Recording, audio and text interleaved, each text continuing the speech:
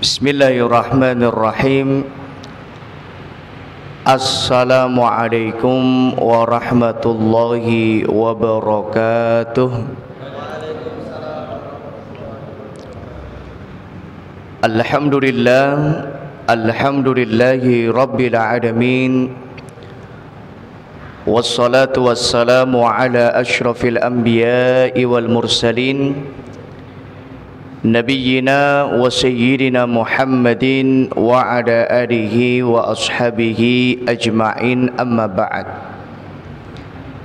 Ibu-ibu, bapak-bapak, adik-adik, mas-mas, mbak-mbak, ikhwan wa akhwat fillah, rahimani wa rahimakumullah. Semoga Allah senantiasa memberikan hidayah, rahmat dan taufiknya kepada kita semuanya. Amin ya rabbal alamin. Alhamdulillah, kita bersyukur kepada Allah. Di malam hari ini kita dapat kembali dipertemukan Allah dalam kajian kita, yaitu kajian kitab Bulughul Maram, yang alhamdulillah pada malam hari ini Allah Subhanahu wa taala masih mempertemukan kita dalam kondisi sehat walafiat.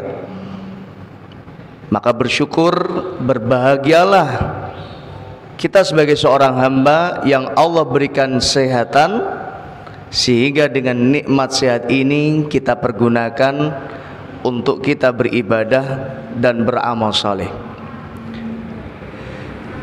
Dan juga kita doakan semoga keluarga kita, saudara kita, kerabat kita, teman, sahabat kita atau tetangga kita yang saat ini sedang sakit, semoga segera disembuhkan Allah dan dapat kumpul kembali ngaji bareng dengan kita semuanya. Amin ya rabbal alamin. Jamaah rahimani wa rahimakumullah. Alhamdulillah, pada malam hari ini kita akan melanjutkan kembali ya kajian Bulughul Maram, yang dimana pada pertemuan yang lalu kita telah masuk bab baru, yaitu bab yang berkaitan dengan sifat salat Nabi Sallallahu Alaihi Wasallam. Dan kita sudah masuk di hadis yang pertama, yaitu hadis yang diriwayatkan dari Abu Hurairah radhiyallahu anhu. Dan insyaallah pada malam hari ini kita akan melanjutkan di hadis yang selanjutnya, yaitu hadis yang diriwayatkan dari sahabat Abu Humaid As-Sa'idi rahimahullah radhiyallahu taala anhu. Namun sebelum kita mulai, sebagaimana biasa, mari kita awali dan buka kajian kita pada malam hari ini dengan kita membaca basmalah. Bismillahirrahmanirrahim. Kita berdoa memohon kepada Allah, semoga apa yang kita kaji, apa yang kita pelajari pada malam hari ini menjadi ilmu yang manfaat, ilmu yang barokah untuk diri kita, keluarga kita, dan untuk seluruh kaum muslimin. Amin ya rabbal alamin. Jamaah rahimani wa rahimakumullah, agar ada kesinambungan dalam pemahaman, sebelum kita masuk pada hadis yang kedua, kita akan mengkaji secara cepat ya, mereview kembali hadis yang pertama yang telah kita kaji pada pertemuan yang lalu. Sebagaimana yang saya katakan pada pertemuan yang lalu, hadis ini adalah hadis yang sudah seharusnya diketahui oleh setiap mukmin. Bahkan saya kalau boleh saran, hadis ini harusnya diajarkan di sekolah dasar. Kenapa? Agar anak-anak kita ketika mereka memasuki usia balik, yang ini kadangkala ya kelas 4 SD, kelas 5 SD, kadangkala sudah ada yang balik, terutama yang perempuan, kelas 6 SD ya kan.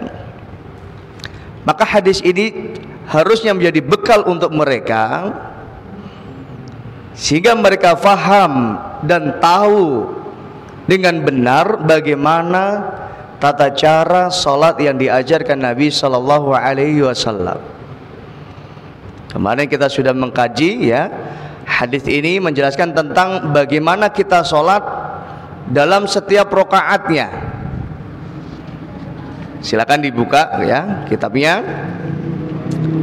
Hadis yang diriwayatkan dari Abi Hurairah radhiyallahu anhu, anna Nabi sallallahu alaihi wasallam qaal, Nabi bersabda, "Idza qumta ila sholati fa asbighil wudu." Apabila kamu akan melaksanakan salat, fa asbighil wudu, maka wudulah dengan wudu yang sempurna. Dan wudu ini menjadi syarat sahnya salat. La salata bi ghairi tahurin, tidak sah salatnya seorang tanpa taharah. Dan salah satu taharah itu adalah wudu bagi yang berhadas kecil. Adapun yang berhadas besar maka harus mandi jinabah. Nah ini baru kemudian wudu. Kemudian summastaqbilil qiblah, kemudian menghadap ke arah kiblat. Nah ini juga menjadi rukun ya, menjadi syarat sahnya salat, yaitu menghadap kiblat.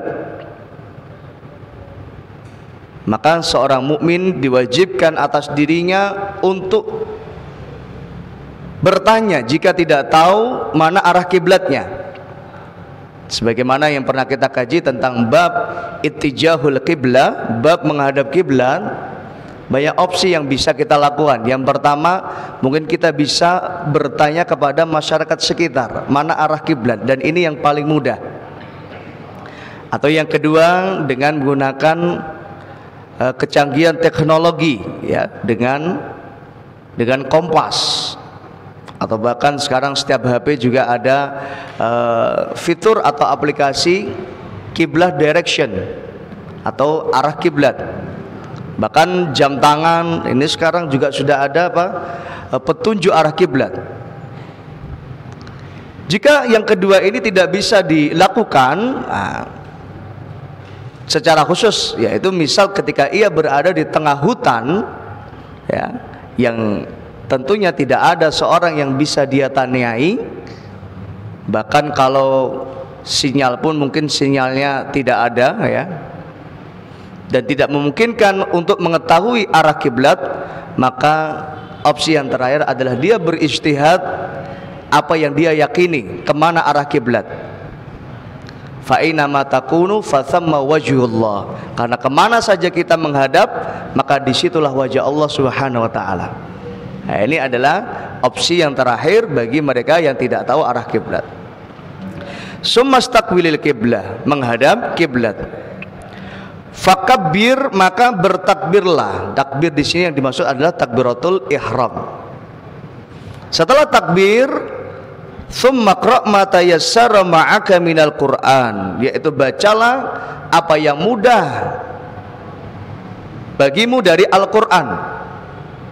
Dan ini menjadi dalil bahwa Islam adalah agama yang syariatnya dapat dilakukan oleh setiap mukmin. Bahkan ketika seorang hamba merasa kesulitan dalam melakukan syariat Allah, maka Allah akan berikan opsi atau dispensasi keringanan-keringanan. Orang nggak bisa sholat berdiri, sholatnya apa? Duduk. Nggak bisa duduk, sholatnya berbaring. Ya kan? Keringanan-keringanan ini Allah berikan. Maka tidaklah Allah membuat syariat kecuali syariat itu untuk bisa diamalkan. Dan ketika barakallahu fiik, ketika seorang hamba merasa sulit untuk melakukan syariat Allah, maka Allah telah memberikan keringanan-keringanan sehingga seorang hamba tetap dapat melaksanakan syariat Allah Subhanahu wa taala. Maka iqra' ma tayassara ma'aka minal Qur'an, bacalah yang mudah dari Al-Qur'an. Maka tergantung sesuai dengan hafalan. Bahkan kalau kita sholat hanya cukup membaca Al-Fatihah dalam ayat, maka hukumnya tetap sah. Ya, karena surah Al-Fatihah ini menjadi syarat sahnya salat. Nabi sallallahu alaihi wasallam bersabda, la salata liman lam yaqra' bi Fatihatil kitab. Tidak sah salatnya seorang yang tidak membaca Al-Fatihah. Kemarin kita sudah jelaskan cara panjang, dan insya Allah setiap mukmin hafal surah Al-Fatihah. Ini minimal ayat yang dibaca. Jadi setiap rakaat baca Fatihah saja cukup, sudah memenuhi syarat sahnya sholat. Namun angka-langkah lebih baiknya kalau kita tambah dengan surat yang lain atau ayat-ayat yang lain. Kemudian bagaimana dengan orang yang tidak bisa membaca Al-Quran, atau bahkan orang tidak hafal surat Al-Fatihah? Pertanyaan besarnya, emang ada orang nggak hafal Al-Fatihah? Ya mungkin saja, ya sekalipun mungkin sangat jarang sekali, ya kan. Bahkan orang-orang kafir saja itu, ya artis-artis, pemain sinetron aja fasih dalam baca Al-Fatihah. Saya yakin setiap anak-anak kita insya Allah menghafal surat Al-Fatihah dari kecilnya. Maka ini minimal. Kalau memang tidak hafal Al-Fatihah, maka kemarin kita sudah mengkaji juga, ya, dalam riwayat yang lain ada opsi, ya, di dalam riwayat Imam An-Nasa'i dan Abi Dawud, ya, dari hadis Rifa'ah radhiyallahu taala anhu kemarin, fa in kana ma'aka minal Qur'an faqra, kalau kamu punya hafalan Al-Qur'an maka bacalah. Wa illa fahmadillah, apabila enggak hafal, bahkan Al-Fatihah saja enggak hafal, fahmadillah, maka perbanyak tahmid, mengucapkan alhamdulillah. Wa kabbirhu, dan memperbanyak takbir, wa hallilhu, dan memperbanyak tahlil, la ilaha illallah. Nah, ini adalah opsi apabila orang memang benar-benar dia tidak hafal Al-Fatihah. Tentu diharapkan setelah itu, ya, dia berusaha untuk menghafal surat Al-Fatihah. Kemudian selanjutnya summarka'. Jadi setelah membaca Al-Fatihah, membaca ayat, kemudian ruku', ya, summarka' hatta tatma'inna raqi'an, sampai benar-benar tumakninah rukuknya. Dan tumakninah dalam rukuk ini adalah rukun salat, dan salat tidaklah sah tanpa adanya tumakninah. Salat tidak sah apabila dilakukan dengan tidak tumakninah. Masih ingat apa tumakninah kemarin? Tumakninah adalah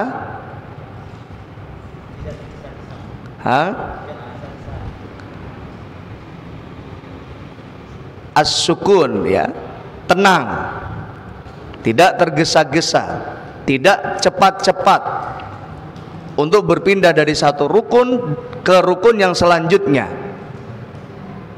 Maka hadis yang berkaitan dengan musi fi shalah, ada seorang sahabat, ya, yang ketika sholat cepat-cepat itu disuruh ngulangi Nabi Shallallahu Alaihi Wasallam. Karena apa? Bagi Nabi sholatnya ini nggak sah. Maka diajarkanlah hadis ini, ya, agar kita bisa tumakninah di dalam sholat. Maka tumakninah yang pertama adalah hatta tatma'inna raqi'an, rukuknya harus tumakninah. Bacaan ketika rukuk jangan tergesa-gesa untuk iktidal.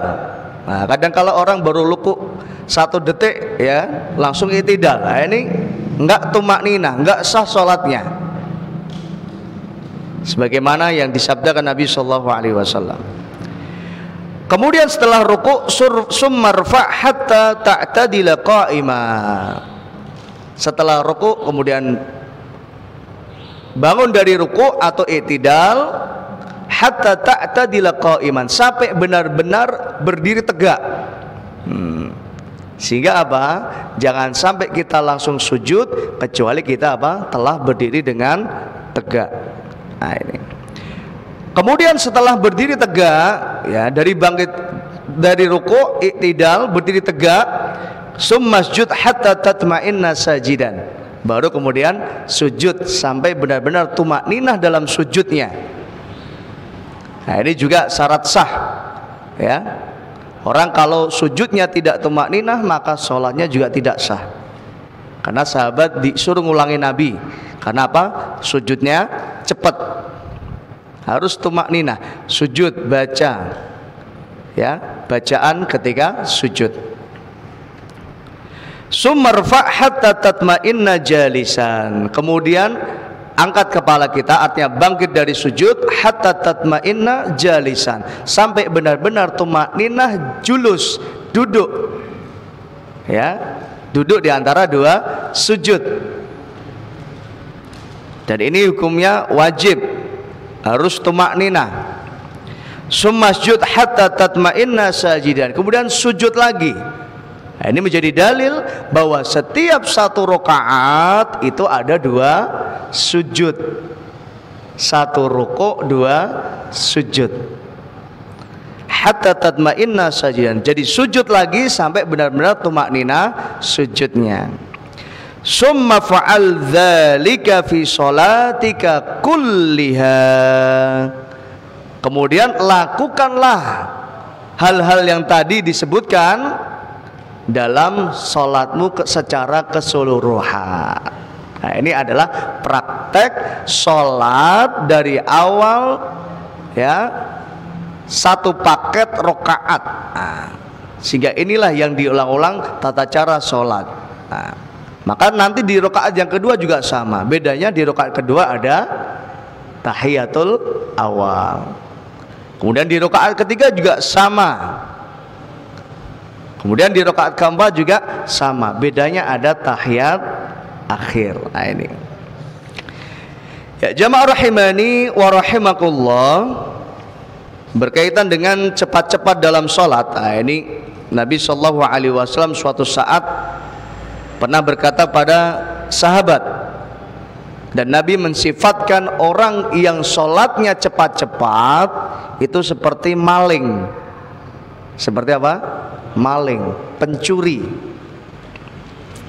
Nabi Shallallahu Alaihi Wasallam dalam hadis yang diriwayatkan dari sahabat Abi Qatadah Al-Ansari rahimahullahu taala radhiyallahu anhu, beliau berkata, qala Rasulullah Shallallahu Alaihi Wasallam, Nabi Shallallahu Alaihi Wasallam bersabda, aswa'un nas, orang yang paling buruk, sariqatan, dalam mencuri, alladzi yasriqu min salatihi, yaitu orang yang mencuri di dalam salatnya.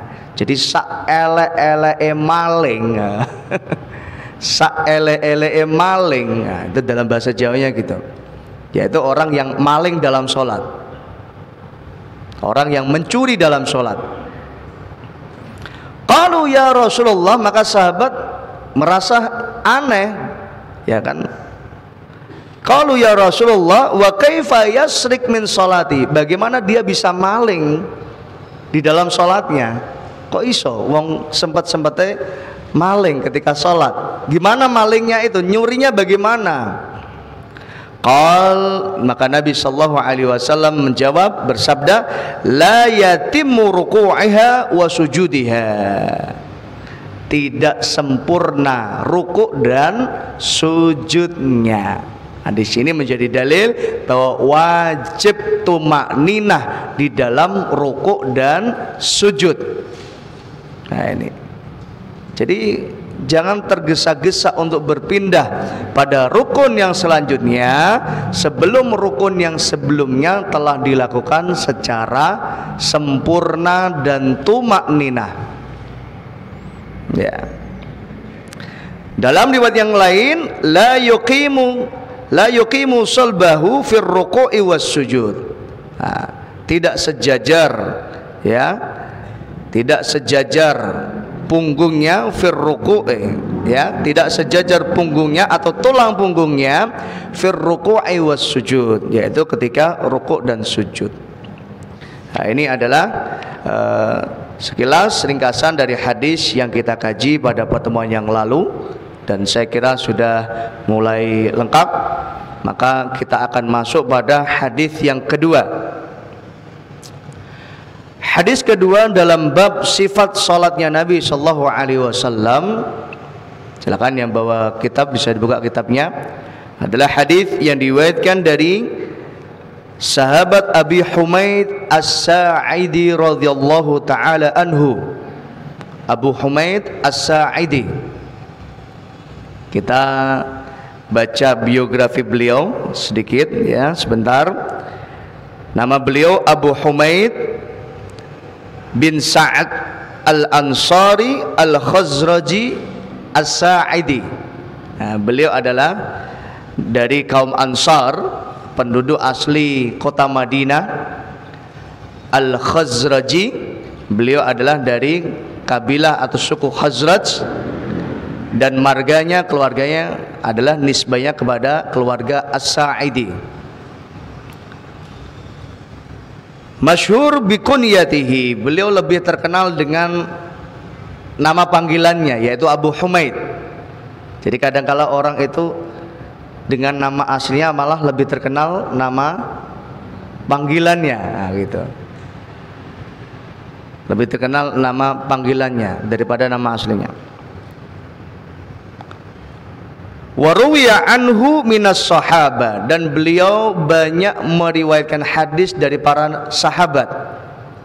Jadi hadis itu sebagaimana yang sering kita kaji, bahwa hadis itu ada perawinya, dan perawi ini saling berkesinambungan. Si A meriwayatkan dari si B meriwayatkan dari si A, atau si D meriwayatkan hadis dari si C meriwayatkan hadis dari si B meriwayatkan hadis dari si A mendengar langsung hadis dari Nabi Shallallahu Alaihi Wasallam. Seperti itu namanya perawi. Maka Abu Humaid banyak meriwayatkan hadis dari jalur para sahabat, di antaranya dari jalur Jabir bin Abdullah, kemudian dari tabi'in dari jalur Urwah bin Zubair, ya, Abbas bin Sahal.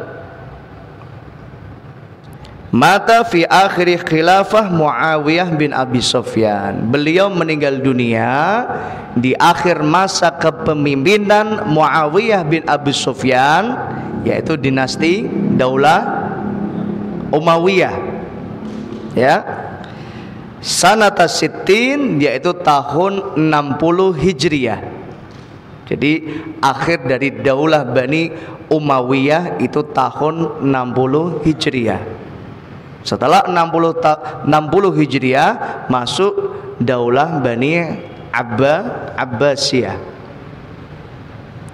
Ini sekilas dari biografi Abu Humaid As-Sa'idi radhiyallahu anhu.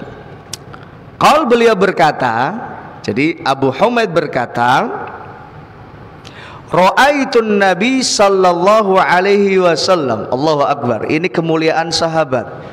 Jadi sahabat itu tahu tata cara sholat, tata cara ibadah itu langsung melihat apa yang dilakukan Nabi sallallahu alaihi wasallam. Kalau kita kan tidak bisa. Bagaimana kita tahu tata cara sholat yang dilakukan Nabi? Ya tentu kita langsung melihat hadis yang diriwayatkan para sahabat tentang bagaimana tata cara sholat yang dilakukan Nabi Sallallahu Alaihi Wasallam. Bukan qila wa qala, atau katanya kayak gini Nabi itu, katanya kayak gini, harus jelas, ada dalilnya, ada riwayatnya. Maka Abu Humaid, ra'aitun Nabi Sallallahu Alaihi Wasallam, aku melihat secara langsung.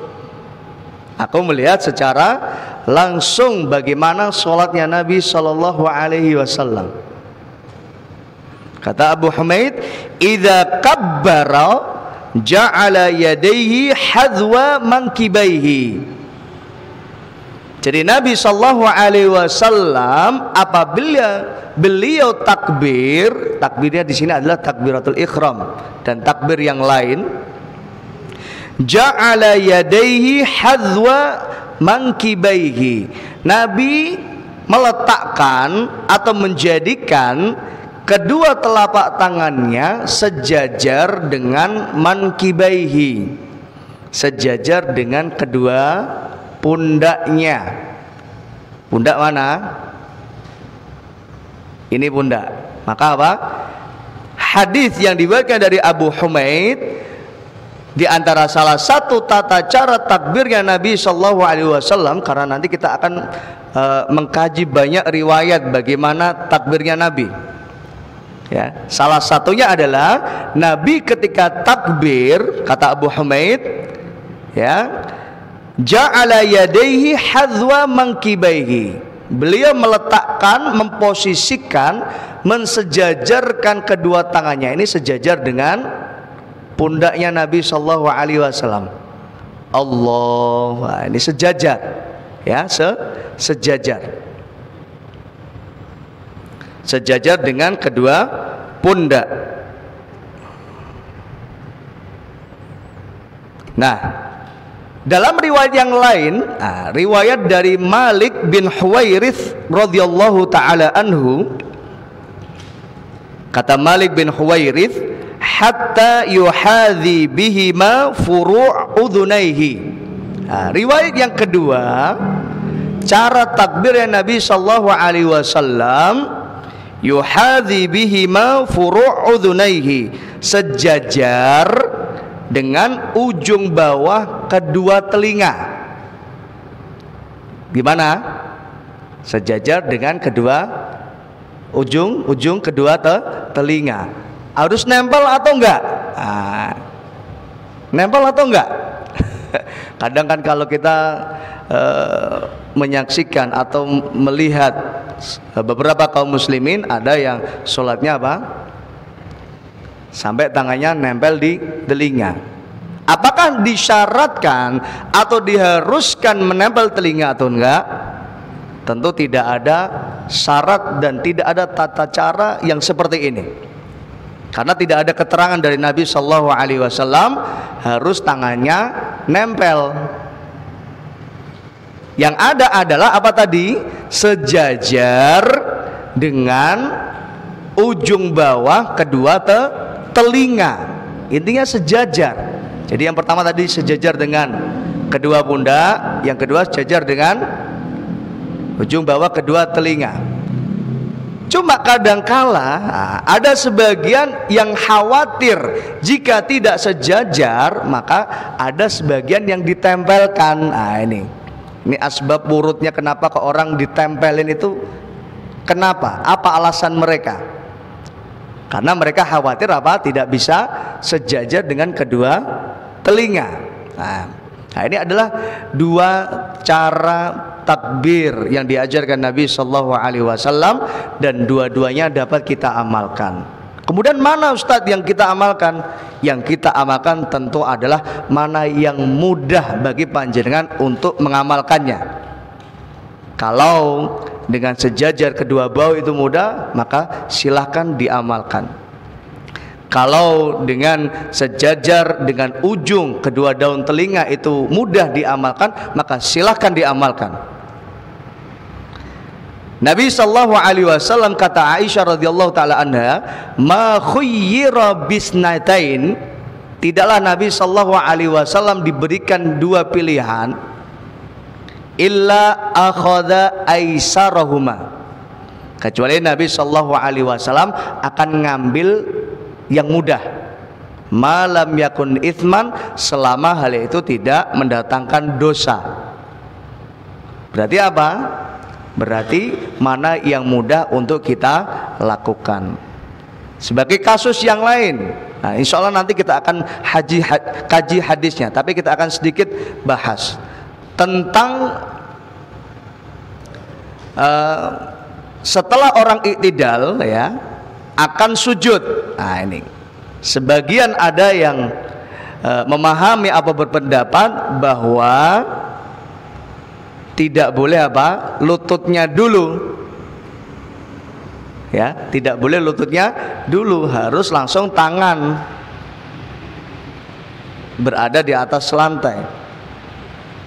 Kemudian pendapat yang kedua mengatakan, ya, lututnya dulu. Nah, kalau yang pertama mengatakan kenapa nggak boleh lututnya dulu? Karena kalau lututnya dulu itu seperti apa?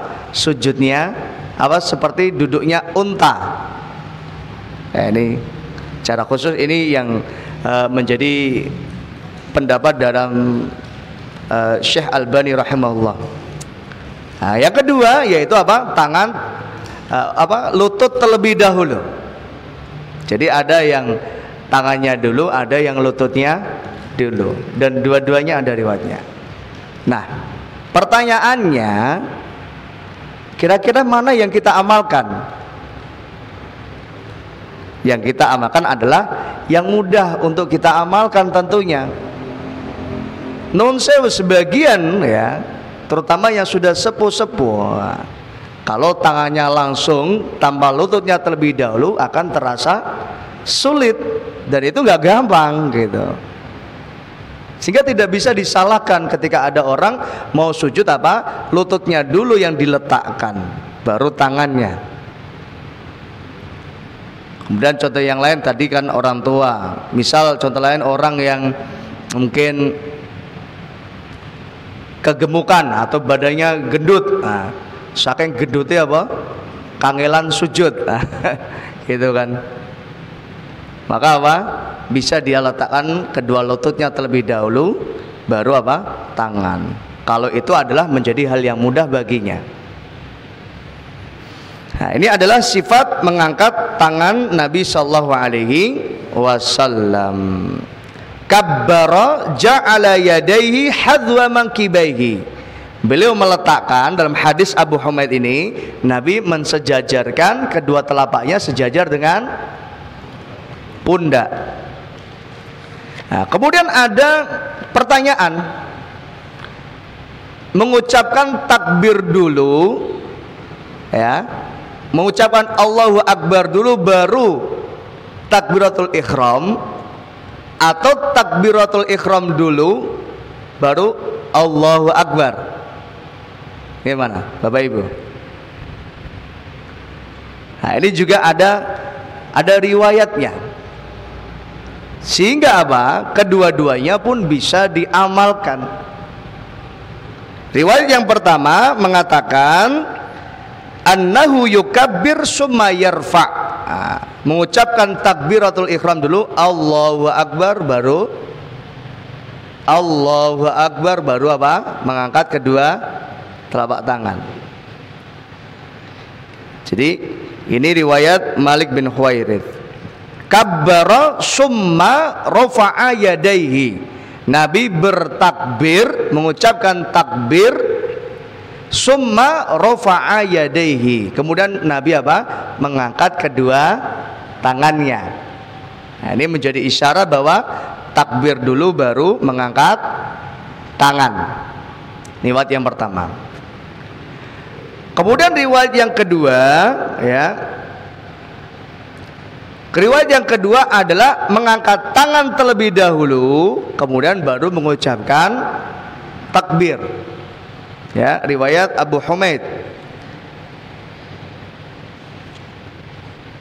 Yarfa'u yadayhi hatta yuhadhi bihima mankibaihi summa yukabbir. Nah, jadi diangkat kedua tangannya sampai sejajar pundak, summa yukabbir, baru mengucapkan takbir. Ini riwayat yang kedua. Seakan-akan mengangkat tangan dulu baru takbir. Kemudian yang ketiga yaitu bersamaan. Jadi mengangkat tangan bersamaan dengan takbir, ya, ma'at takbir. Yarfa'u yadayhi ma'at takbir. Mengangkat kedua tangannya sekaligus dengan bertakbir. Nah, mana yang bisa kita amalkan? Tentu kembali lagi mana yang mudah untuk kita amalkan, karena masing-masing riwayat ada dalilnya. Namun wallahu a'lam, yang biasa diamalkan ya jumhur ulama, mayoritas kaum muslimin adalah bersamaan antara mengangkat tangan dan mengucapkan takbir, itu dilakukan secara bersamaan. Wallahu a'lam. Ya jemaah rahimani wa rahimakumullah, ini tata cara takbirnya Nabi sallallahu alaihi wasallam. Kemudian yang selanjutnya wa idza raka'a. Nah, ini tata cara ruku'. Karena hadis sebelumnya tidak dijelaskan bagaimana tata cara ruku'. tata cara takbir tidak dijelaskan. Maka hadis inilah yang menjelaskan. Sehingga kita tidak bisa menelan mentah-mentah satu hadis saja untuk kita amalkan. Kenapa? Karena hadis itu satu sama lainnya saling berkaitan, saling apa? Melengkapi. Kalau di hadis yang sebelumnya tidak dijelaskan tata cara takbir, tata cara ruku, tata cara sujud, namun hadis sebelumnya hanya menjelaskan bagaimana apa? Rukun-rukun yang dilakukan dalam sholat satu rakaat, dan itulah yang diulang-ulang di setiap rakaat. Nah, cara yang selanjutnya wa idza raka'a, yaitu cara ruku'. Saya ingin nanti satu orang maju untuk membantu memberikan contoh. Wa idza raka'a, apabila ruku'. Jadi Abu Humaid melihat langsung ya apa yang dilakukan Nabi ketika ruku', yaitu ketika Nabi ruku', wa idza raka'a amkana yadaihi min rukbataihi. Amkana yadaihi min rukbataihi. Beliau meletakkan kedua tangannya berada di kedua lututnya. Ya, siapa yang mau maju? Brigas, maju guys, biar gak ngantuk. Masya Allah, Mas Brigas ini pekerja keras. Ya, maju. Menghadap sana aja ya. Nggak usah, nggak apa-apa. Praktekkan bagaimana ruku'. Oke. Ya, langsung ruku'. Jadi meletakkan apa? Kedua tangannya. Nanti kita akan mengkaji bagaimana ruku' yang sesuai sunnah. Jadi meletakkan kedua tangannya berada di mana? Lututnya, kedua lututnya. Dalam riwayat sudah. Tapi di situ dulu. Riwayat Thariq Falih bin Sulaiman dijelaskan, summa raka'a fa wada'a yadayhi ala rukbatayhi ka'annahu qabidun 'alayya. Seakan-akan kita sedang apa? Mencengkram kedua lutut. Berarti apa? Dicengkram. Gimana caranya?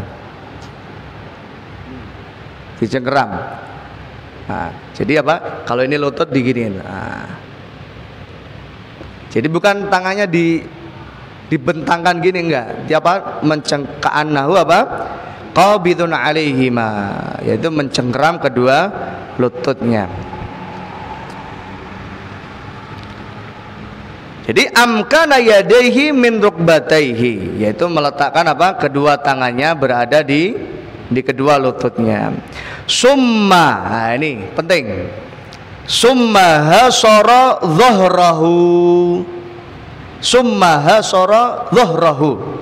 Kemudian Nabi sallallahu alaihi wasallam meluruskan dhahrahu, punggungnya. Nah, sekarang supaya kelihatan menghadap sana. Sekarang ruku'. Ya. Ruku'. Hasara dhahrahu. Jadi apa? Punggungnya ini apa? Lurus. Ya, harus apa? Lurus. Enggak boleh terlalu rendah, enggak boleh terlalu atas. Harus apa? Lurus. Dan insya Allah kalau posisi kedua tangan kita berada di lutut secara sempurna, insya Allah apa? Kita akan mudah untuk meluruskan kedua punggung kita. Karena itu patokan. Karena ada sebagian yang posisi tangannya apa? Di bawah lutut, pernah nggak? Atau bahkan di paha. Nah, ini salah. Bukan seperti ini tata cara rukuknya Nabi Shallallahu Alaihi Wasallam. Jadi bukan di paha, bukan di bawah lutut, tapi tepat berada di kedua lutut. Nah, ini dua tangannya ini apa? Mencengkram ya, berada di kedua lutut. Summa hasara dhahrahu. Kemudian apa? Meluruskan punggung. Ini poin yang kedua. Ya, jamaah rahimani wa rahimakumullah. Nah, kita akan mengkaji tentang bagaimana rukuk yang sesuai sunnah, ya. Rukuk yang sesuai sunnah itu harus memenuhi 4 syarat. Yang pertama, ayyumakkina kaffaihi min rukbataihi. Ini tadi, yaitu apa? Menggenggam kedua telapak tangannya, min rukbataihi, digenggamkan kemana? Ke kedua lutut. Ka'annahu qabidun 'alaiha, seakan-akan kita sedang mencengkeram kedua lutut kita. Kemudian yang kedua, an yahsura dhahrahu wa yamuddahu. Nah, yaitu meluruskan apa? Punggung. Fala yakusuhu, tidak lengkung. Nah, jadi enggak ngelengkung. Coba. Iya. Nah, dinaikkan dikit coba. Dinaikkan dikit. Nah, jadi lurus, nggak boleh apa? Ada lengkungan. Kadang ada orang yang terlalu ke bawah, kadang ada orang yang terlalu ke atas. Jadi seakan-akan ketika rukuk apa gini, gitu, itu salah. Atau dari atas ke bawah, ini juga salah. Harus apa? Sejajar. Kemudian yang ketiga, an yaj'ala ra'sahu hiyala dhahrihi, yaitu posisi kepala kita. Nah, ini penting. Posisi kepala kita hiyal dhahrihi, sejajar dengan punggung. Ayo Mas Bigas, ngadep ke sana biar gampang. Nah, ini sudah sejajar belum? Sudah sejajar?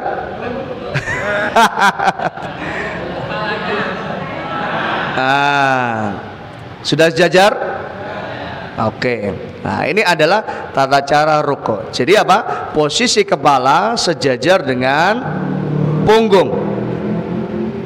Fala yarfa'uhu an mustawa dhahrihi, tidak diangkat lebih tinggi dari punggungnya. Wala yakhfaduhu, dan tidak pula lebih rendah. Sehingga apa? Harus sejajar. Kemudian yang keempat, poin yang keempat, bagaimana ruku yang benar? An yujafi mirfaqaihi an jambihi. Nah, menjauhkan kedua siku dari lambung. Coba ruku. Nah, kadang ada sebagian kaum muslimin, ya, ketika ruku, ya, posisi apa ini, siku ini apa? Nempel lambung, ya, ditempelin. Nah, ini tidak sesuai dengan rukuk yang diajarkan Nabi Shallallahu Alaihi Wasallam. Tapi harus apa? Menjauh, dijauhkan dari apa? Lambung, ya. An yujafi mirfaqai an jambihi malam yu'dhi ahadan, ya, selama tidak apa? Tidak mengganggu orang lain tentunya. Wa illa tarka dzalik, kalau enggak bisa ya enggak masalah. Nah, ini sesuai juga kemampuan. Silakan duduk Mas. Barakallahu fiik. Nah, ini tata cara apa? Secara singkat bagaimana rukuknya Nabi sallallahu alaihi wasallam. Fa idza rafa'a ra'sahu, apabila Nabi sallallahu alaihi wasallam mengangkat kepalanya setelah rukuk, yang dimaksud dengan apa? I'tidal. Fa idza rafa'a ra'sahu, apabila Nabi mengangkat kepalanya, istawa, beliau pastikan dalam kondisi apa? Istawa, posisi sudah apa? Tegak, sejajar, ya, hatta ya'uda kullu faqarin makanahu, sampai kembali seluruh ruas tulang punggung kita. Jadi apa? Jangan langsung sujud kecuali apa? Posisi apa? Sudah tegak. Ya, jangan langsung sujud kecuali posisi sudah apa? Tegak, hatta istawa, sampai benar-benar tegak berdiri. Nah, ini adalah cara iktidal yang diajarkan Nabi Shallallahu Alaihi Wasallam. Adapun nanti penjabarannya, ada sebagian yang memahami ya iktidal, setelah iktidal harus sedekap kembali, ada yang meluruskan tangan. Nah, nanti di hadis yang akan kita kaji ya, karena nanti hadis ini saling apa? Bersambung, berkesinambungan. Fa idza sajada wada'a yadayhi ghaira muftarishin. Nah, ini penting. Tata cara sujud. Siapa yang mau? Relawan? Ayo. Masa yang tua? Ayo, Mas Farul ya. Faida sajada, kita baca hadisnya. Faida sajada, apabila Nabi sujud, wada'a yadaihi, beliau meletakkan kedua telapak tangannya menghadap sana. Oh, yang kesini aja nggak apa? Menghadap jamaah ya. Silakan sujud. Wada'a yadaihi, beliau meletakkan kedua telapak tangannya ghaira muftarishin. Nah, ghaira muftarishin, tidak ditempelkan di lantai. Ininya apa nih? Namanya apa? Hasta. Hasta atau hesti? Nah, ini tidak diletakkan di lantai. Nah, kita masih menyaksikan sebagian atau banyak kaum muslimin ketika sujud tangannya apa? Nempel di lantai. Seperti apa? Seperti anjing. Nah, ini nggak boleh. Maka harus dijauhkan. Ya, harus dijauhkan. Kemudian wala qabidhiha. Nah, posisi kedua telapak tangan juga apa? Harus dibuka, harus terbuka.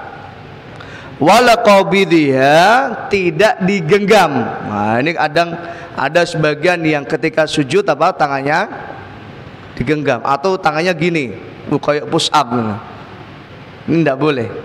Ya, harus tangannya apa? Nempel. Ini tidur atau apa ini? Biasa kan gitu ya. Imamnya sudah bangun dari sujud, makmumnya masih sujud terus ini. Kemungkinan ada dua, satu khusyuk,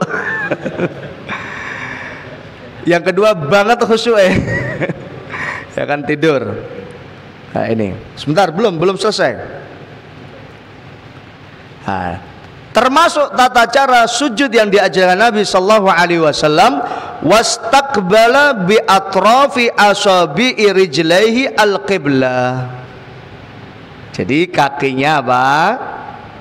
Menghadap kiblat. Asabi' ya, jari-jari kakinya menghadap kiblat. Gimana?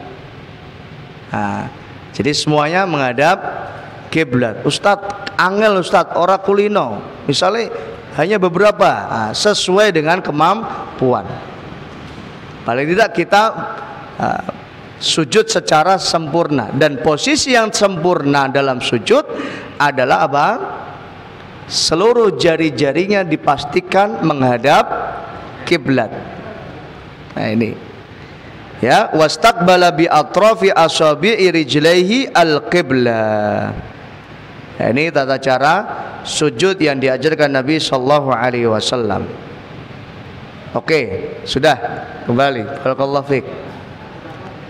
Nah, sekarang kita masuk pada jalsah atau duduk di antara dua sujud, atau termasuk nanti kita akan mengkaji tentang tahiyat awal dan tahiyat akhir. Tahiyat awal namanya apa?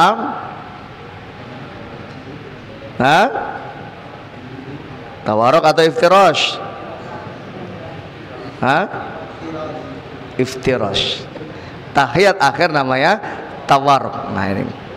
Satu orang maju lagi yang belum. Nanti semuanya ya. Ya, barakallahu fiik.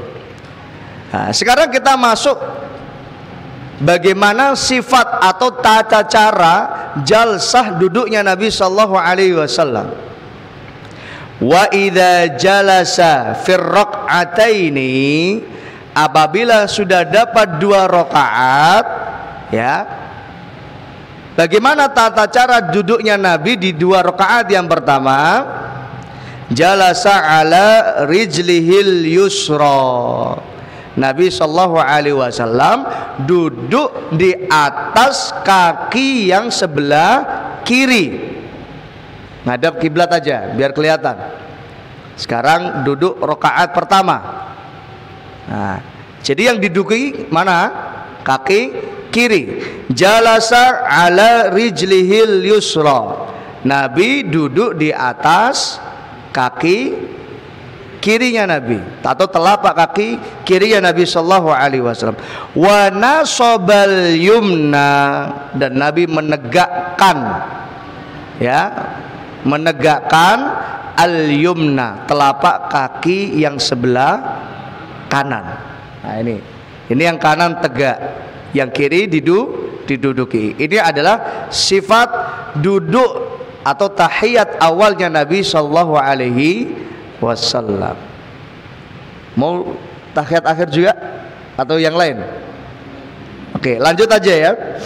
Nah, ini sifat jalsah al-ula atau tahiyat awal, atau yang dimaksud dengan iftirash. Kenapa disebut dengan iftirash? Karena menjadikan kakinya, telapak kaki kirinya sebagai firas, sebagai bantalan diduduki. Ya, sebagai apa? Firas atau bantalan yang diduduki. Ini paling mudah seperti itu. Kemudian kita masuk kepada jalsah al-akhirah, ya, al-akhirah, yaitu duduk tahiyat akhir atau yang disebut dengan tawarruk. Nah, bagaimana tawarruknya Nabi? Kata sahabat Abu Humaid ketika beliau melihat bagaimana duduk tawarruknya Nabi, kata beliau, wa idza jalasa fi raq'atil akhirah, apabila Nabi duduk di rakaat yang terakhir, ya, baik di rakaat ketiga ketika sholat maghrib maupun rakaat kedua ketika sholat subuh, qaddama rijlahul yusra. Nabi sallallahu alaihi wasallam mengedepankan kaki kirinya. Kalau tahiyat awal tadi kaki kiri diduduki, ya. Kalau tahiyat akhir kaki kirinya apa? Dimajukan. Nah, di telapak kaki kirinya apa? Maju. Wa nasobal ukhra, kemudian ditegakkan kaki yang lain. Nah, seperti ini. Jadi kaki kanannya tegak, kaki kirinya apa? Diluruskan atau berada di bawah dari kaki kanan. Nah itu. Wa qa'ada ala maq'adatihi, duduk di atas bokongnya. Nah, itu di atas pantatnya Nabi sallallahu alaihi wasallam. Nah, ini adalah sifat jalsa al-akhirah, yaitu tahiyat akhir yang kita lebih mengenalnya dengan tawarruk. Barakallahu fiik. Nah, ini adalah ringkasan, ya, secara ringkas saja bagaimana tata cara sholat yang dilakukan Nabi sallallahu alaihi wasallam. Nah, ya. Ya, jamaah rahimani wa rahimakumullah, saya kira ini dulu. Ya. Masih ada waktu 5 menit sampai 10 menit untuk sesi tanya jawab. Silakan yang ada pertanyaan bisa disampaikan. Barakallahu fiik. 1, 2, 3, 4. Oke, silakan.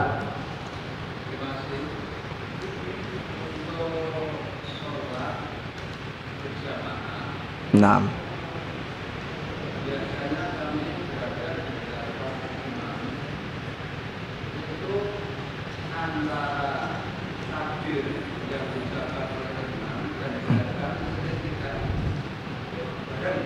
Ya.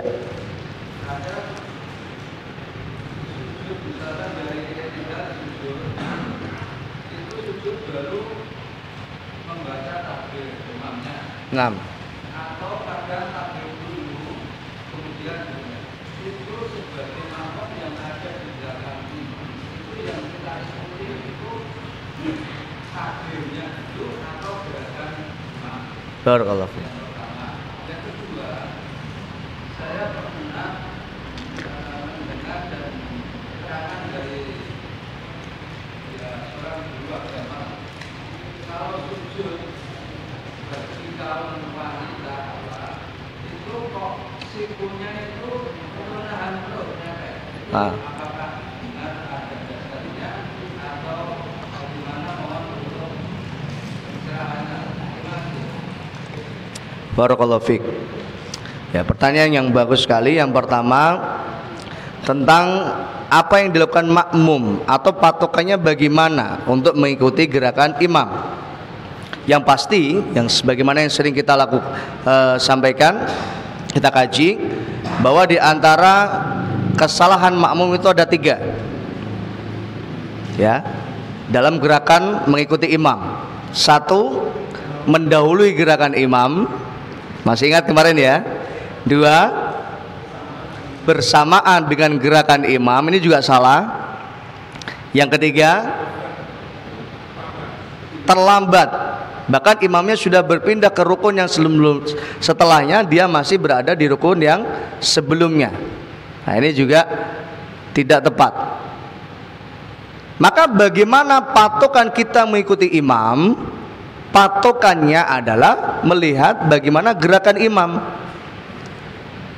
Jangan sampai kita ruku kecuali kita telah melihat imam itu sudah ruku dengan sempurna. Jangan sampai kita sujud kecuali apa? Imamnya juga sudah sujud dengan sempurna. Ustadz, iku kan nak ning salate soft awal bisa lihat gerakan imam. Bagaimana dengan makmum yang berada di soft tengah atau belakang? Nah, tentu yang menjadi patokan adalah soft yang sebelumnya. Nah, itu. Karena soft yang sebelumnya pasti akan mengikuti soft juga yang sebelumnya secara berkesinambungan. Nah, dengan seperti itulah insya Allah sholat jamaah kita aman dan kita tidak akan mendahului gerakan imam atau kita tidak akan membersamai gerakan imam. Nah, seperti itu. Wallahu a'lam. Ini yang pertama. Kemudian yang kedua, ya, ada sebagian kaum muslimin, ya, yang membedakan tentang tata cara sujudnya laki-laki dengan perempuan. Nah, dan memang ini secara khusus dalam mazhab Syafi'i ini masyhur bahwa sujud seorang wanita nggak sama dengan laki-laki. Nah, bagaimana kita memahami permasalahan yang semacam ini? Tentu dengan kita melihat praktek apa yang dilakukan Nabi Shallallahu Alaihi Wasallam dan apa yang disabdakan Nabi Shallallahu Alaihi Wasallam. Dengan hadis yang tadi sudah kita kaji, ya, apakah ada perbedaan antara sujudnya laki-laki dan perempuan atau sama? Jamaah, sama. Seandainya ada perbedaan, tentu hal ini telah disampaikan Nabi Shallallahu Alaihi Wasallam. Nah, bapak-bapak sujudnya kayak saya. Kalau perempuan sujudnya harus gini. Itu kalau berbeda tata cara sujudnya, tentu sudah disampaikan oleh Nabi Shallallahu Alaihi Wasallam. Namun sebagian memahami kenapa kok harus merapat. Nah, ini di antara pertimbangannya adalah adab. Nah, adab seorang wanita. Nah, namun tentunya hal ini sebenarnya apa? Tidak bisa dijadikan patokan. Karena dalam beragama, dalam sholat, yang menjadi tolak ukurnya adalah Nabi Sallallahu Alaihi Wasallam dalam sholat beliau. Sehingga tidak ada perbedaan antara sujud atau ruku ya laki-laki dengan perempuan di dalam sholat. Ada perbedaan, ada yang berbeda, dan itu ada dalilnya, yaitu tentang tata cara mengingatkan imam. Nah, itu memang ada dalilnya, dan ini disampaikan oleh Nabi. Kalau laki-laki ya, kalau melihat imamnya salah, laki-laki mengucapkan subhanallah. Dan ini nggak berlaku untuk perempuan. Nah ini beda berarti memang ada perbedaan, dan itu disampaikan Nabi Shallallahu Alaihi Wasallam. Adapun wanita apa dengan menepuk tangan. Nah ya, menepuk tangan bukan berarti tepuk tangan gini, enggak ya. Hanya sebagai isyarat saja atau gini aja seperti itu. Seandainya sama tata cara mengingatkan imam, ya tentu Nabi tidak menjelaskan. Tapi karena Nabi menjelaskan, nah, berarti apa? Berbeda. Ini adalah menjadi rumus dalam memahami gerakan-gerakan sholat. Jadi antara gerakan laki-laki dan perempuan ya, gerakan sholatnya apa? Sama, tidak ada perbedaan. Sekiranya berbeda, tentu telah dijelaskan oleh Nabi Shallallahu Alaihi Wasallam. Wallahu a'lam. Yang kedua,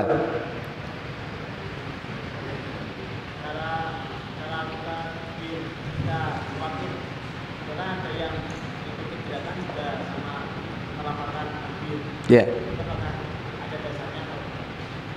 menyamakan, ya,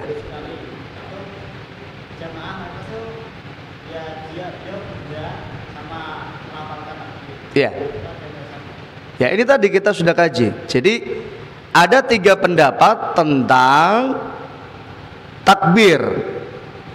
Apakah mengangkat tangan dulu baru takbir, atau takbir dulu baru mengangkat tangan, atau mengangkat tangan bersamaan dengan takbir.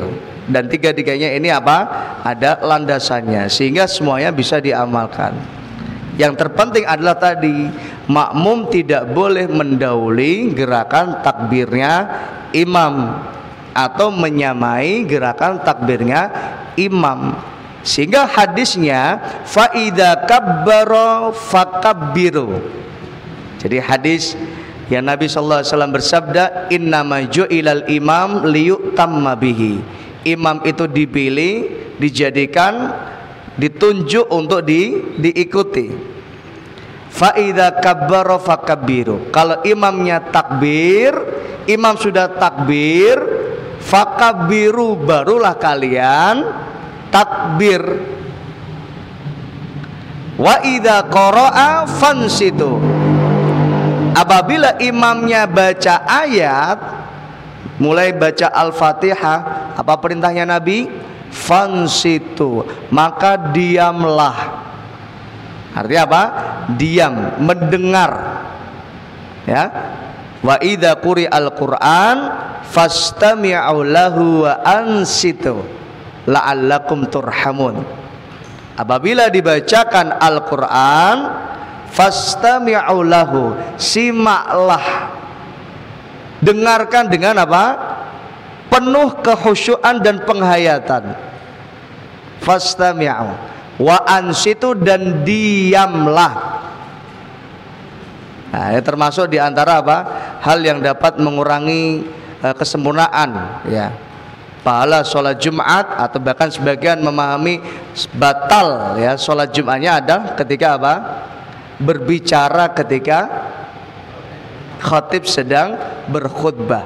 Maka sering disampaikan ansitu wasma'u wa ati'u rahimakumullah, kan gitu. Ansitu, diam, wasma'u, dengarkan. Nah, diam ya harus diam, nggak boleh ngobrol sendiri. Sama dalam sholat gitu.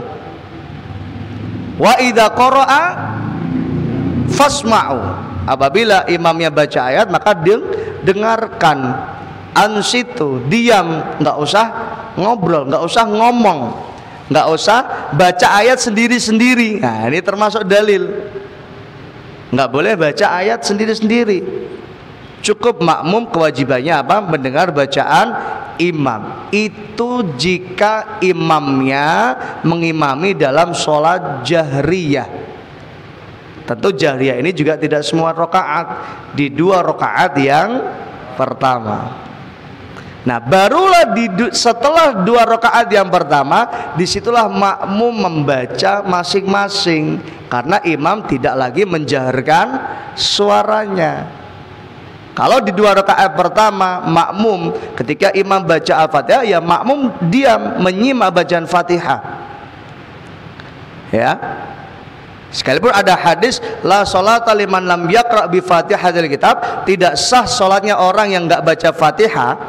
Tapi ada hadis yang lain yang saling menguatkan. Nabi sallallahu alaihi wasallam bersabda, "Man kana lahul imam faqiraatil imam lahul qiraah."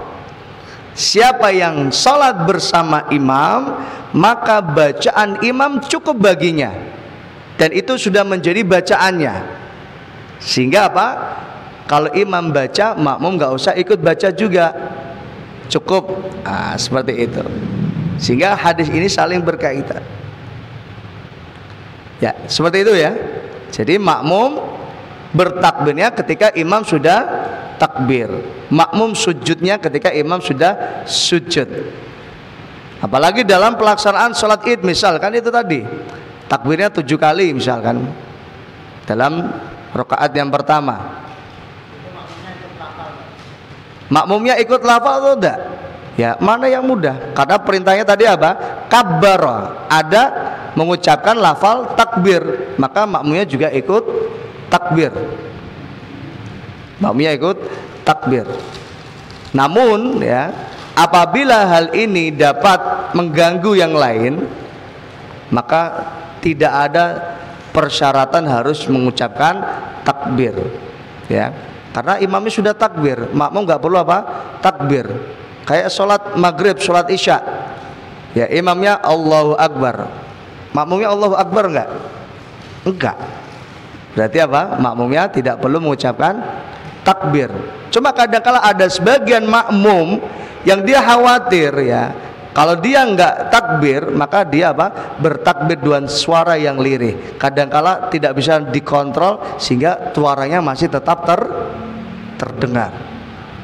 Nah itu seperti i'tidal, sami Allahu liman hamidah imamnya, makmumnya apa? Baca Rabbana walakal hamdu. Tapi perintahnya adalah dengan suara yang sir. Cuma kadang-kala ada sebagian orang ya, dia menganggap itu sudah sir, tapi bagi yang lain, woi kok banter ya ngomong Rabbana walakal hamdu. Nah itu. Maka setiap orang tentu apa? Berbeda-beda, dan tentu yang terbaik adalah dengan suara yang sir, tidak perlu dikeraskan. Wallahu a'lam. Siapa tadi? Silakan Pak. Ya.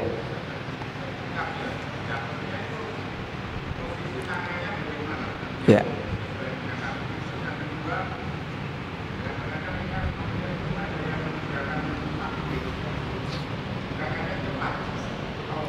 Ya. Ya. Ini kita sudah pernah kaji ya kalau nggak salah ya. Ya, tentang bagaimana apa? Tata cara takbir.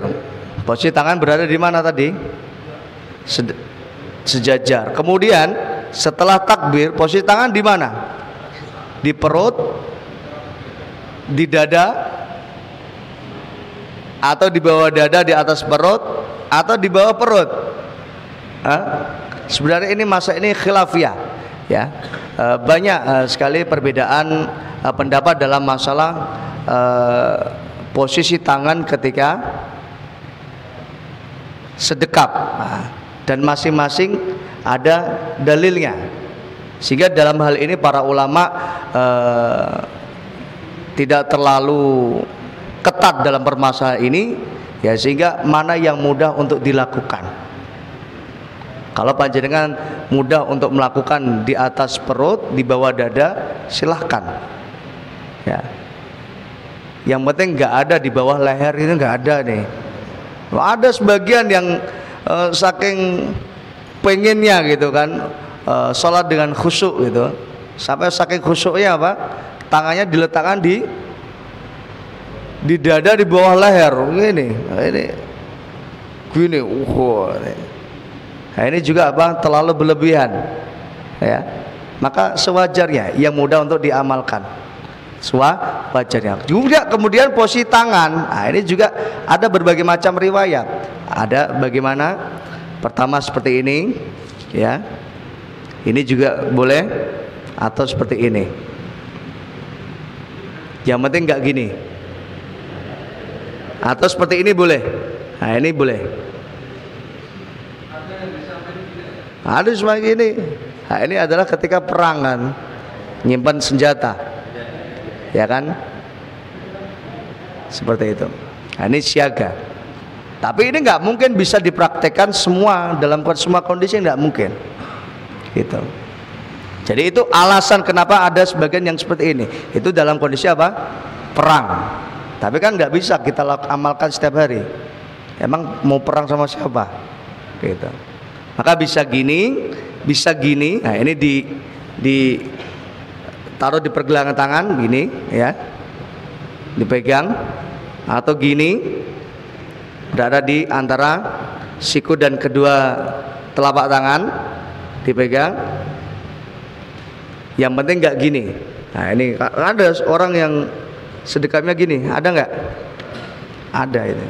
Nah itu tentu tidak benar. Wallahu a'lam. Ngoten ya. Oh ya, Ustadz, bagaimana orang yang takbirnya gini? Ya tentu nggak sesuai dengan takbirnya Nabi Shallallahu Alaihi Wasallam, karena tadi dua cara takbir, satu apa?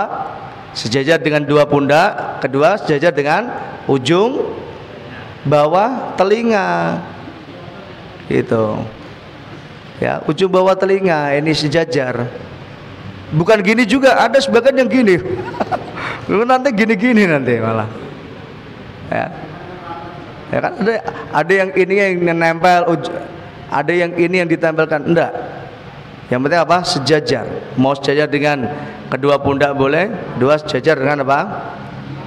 Dua ujung bawah daun telinga. Yang penting apa? Tidak pelit dalam takbir. Karena masih banyak sebagian umat Islam, kaum muslimin yang medit banget ketika takbir. Gimana takbirnya tadi? Allahu Akbar. Ini niat sholat atau enggak ini? Gitu. Masa takbir? Allahu Akbar. Bahkan seperti itu. Maka takbir yang benar tadi sudah dijelaskan, yaitu sejajar dengan apa? Dua pundak atau sejajar dengan ujung bawah daun telinga. Wallahu a'lam. Terakhir, ya.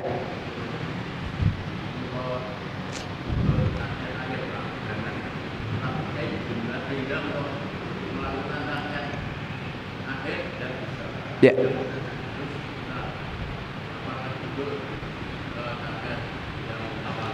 Ya, barakallahu fiik.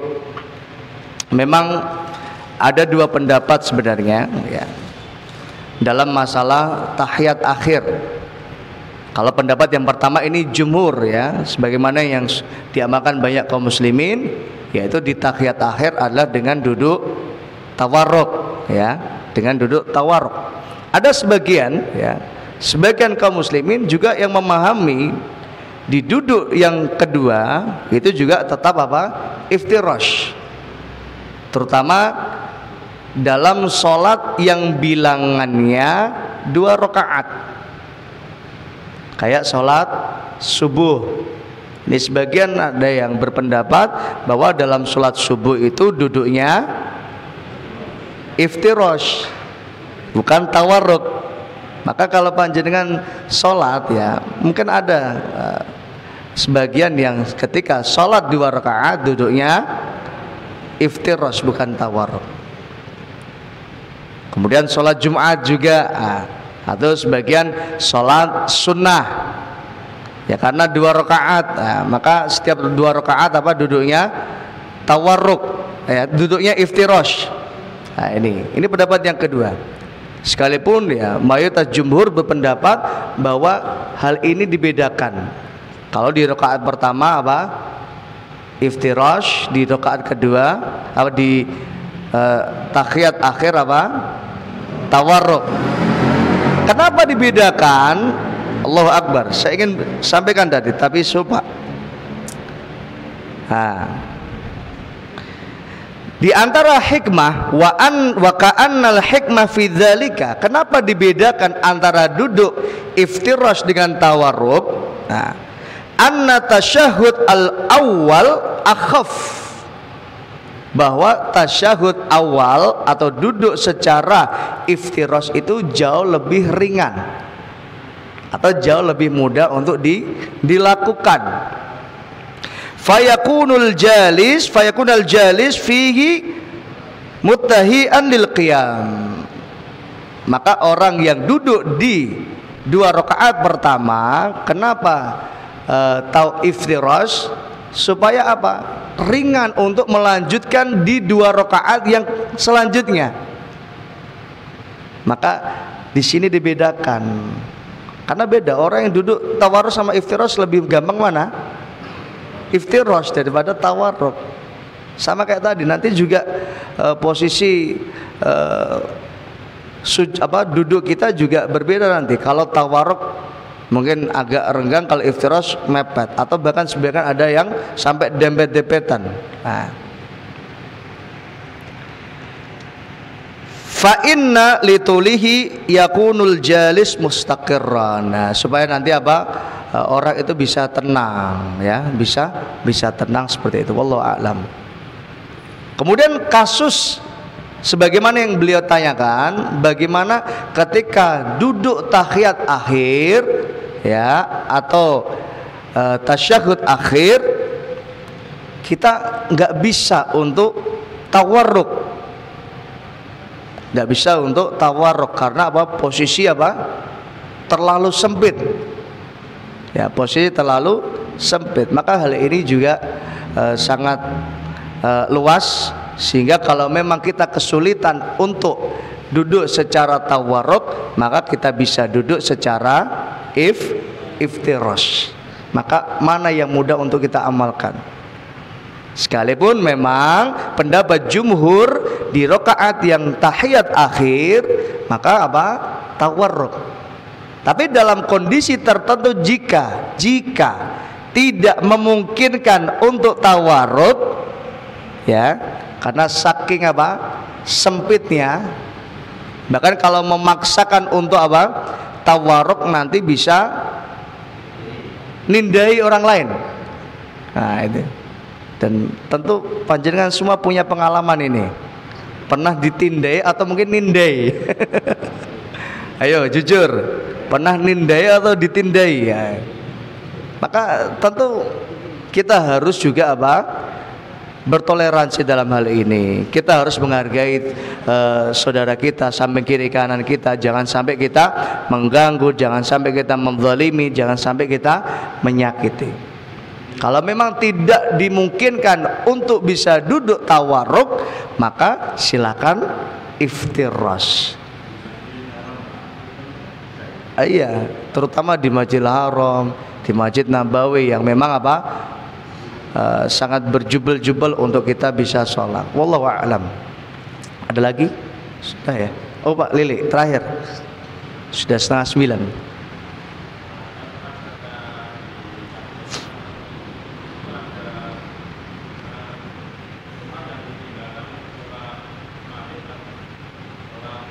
Subuh.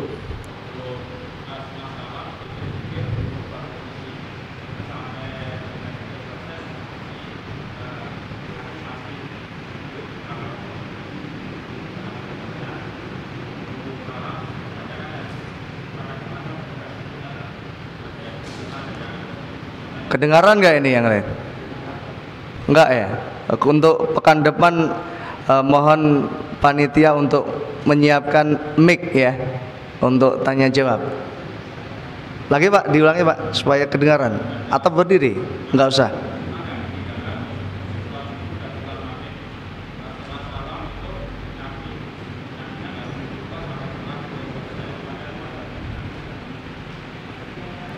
Ya, barakallahu fiik.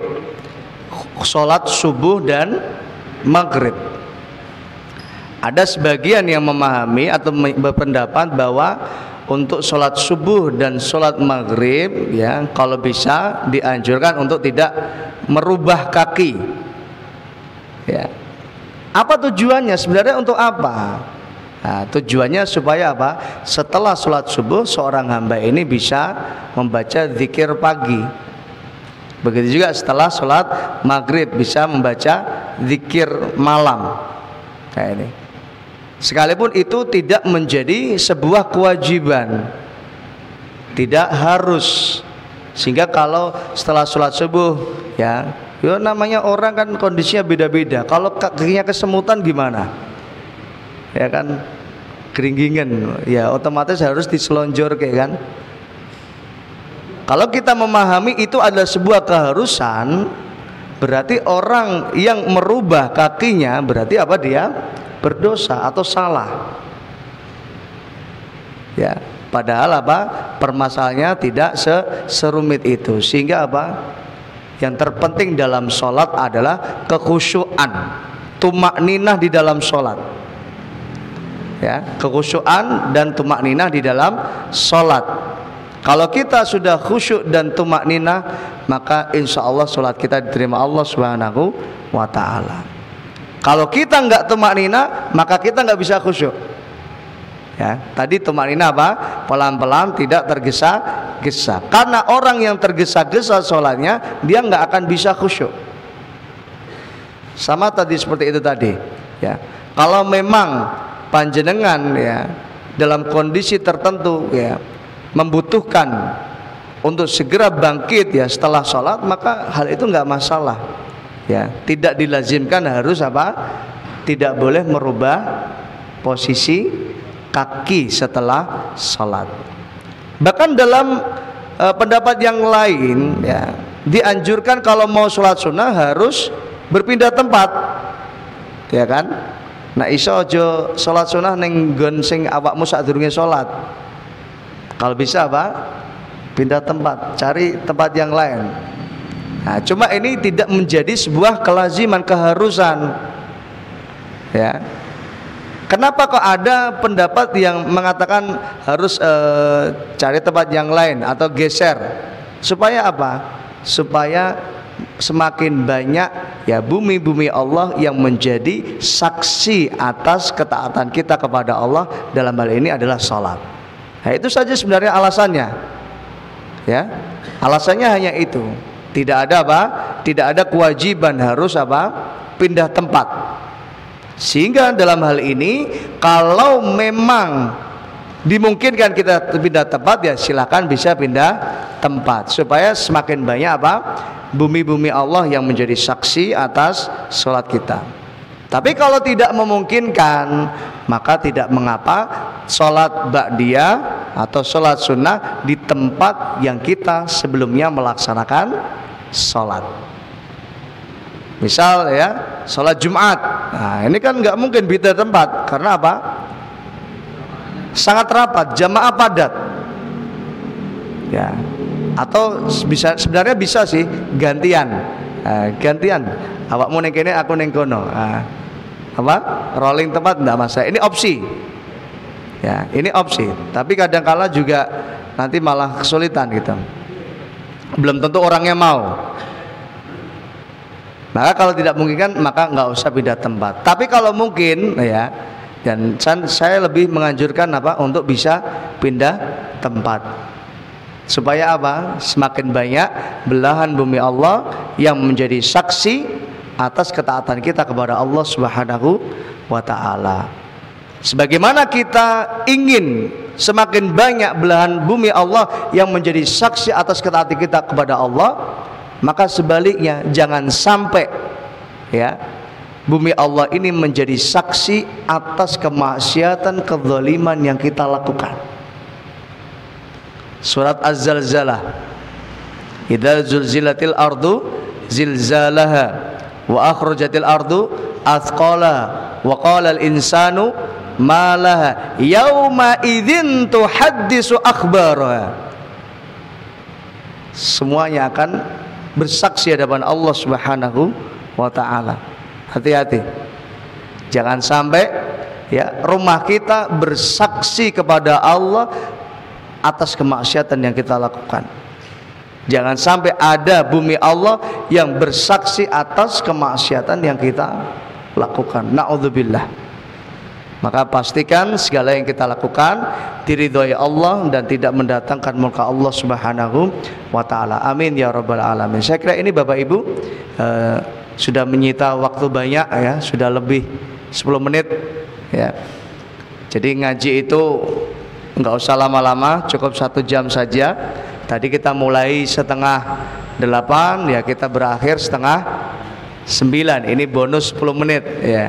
Saya mohon maaf karena lewat 10 menit. Mudah-mudahan untuk pekan depan kita bisa tetap istiqomah hadir ngaji dan Allah ringankan seluruh anggota tubuh kita untuk kita ajak taat kepada Allah Subhanahu wa taala. Amin ya rabbal alamin. Allah manfa'na bima 'allamtana wa 'allimna ma yanfa'una wa zidna ilman. Allahumma inna nas'aluka ilman nafi'an wa rizqan thayyiban wa 'amalan mutaqabbala. Rabbi ighfir lana wa li walidayna warhamna kama rabbayana shighara. Rabbana atina fid dunya hasanah wa fil akhirati hasanah wa qina adzabannar. Wa sallallahu ala nabiyyina Muhammad wa ala alihi wa sahbihi wa sallam walhamdulillahi rabbil alamin. Yang benar datangnya dari Allah, yang salah datangnya dari syaitan dan dari jahilnya saya. Jika ada yang benar, alhamdulillah, dan jika ada yang salah, saya siap rujuk pada pendapat yang benar. Mari kita akhiri dengan doa kafaratul majlis. Subhanakallahumma wa bihamdika asyhadu an la ilaha illa anta astaghfiruka wa atubu ilaik. Assalamualaikum warahmatullahi wabarakatuh.